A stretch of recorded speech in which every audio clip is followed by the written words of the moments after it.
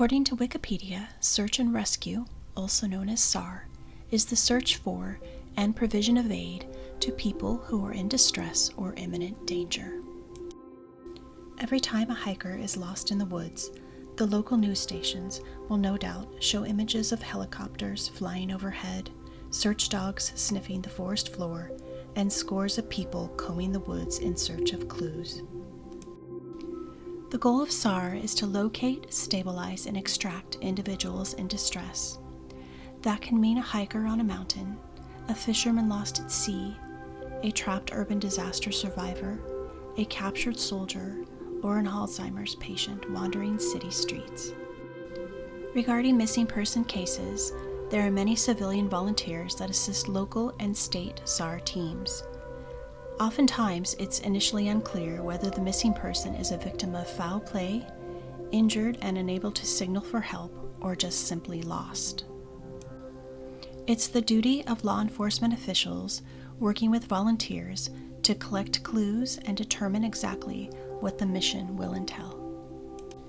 The SAR team's first priority is to establish a search area, which typically is a circle based on the last place the missing person was seen.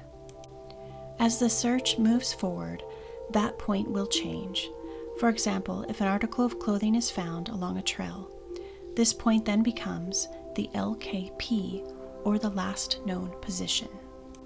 If the team knows the last point seen and a last known position, then they have a reasonable approximation on which direction and how fast that person was traveling.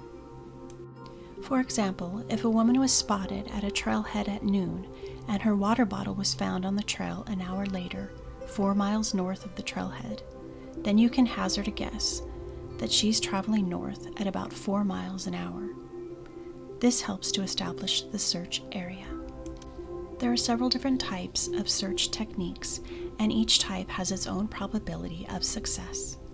A slow and methodical search may produce more clues, but if time is of the essence, it may not be the best way to go.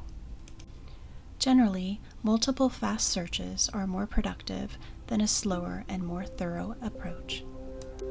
A hasty search team is typically the first to be deployed. Team members either work for the sheriff's department or citizens who have undergone a great deal of SAR training. Their job is to pair up and move quickly. The goal is to scan high probability areas and end the search as soon as possible. There are various techniques that searchers use when searching for a missing person. One of them might even be to call out that person's name.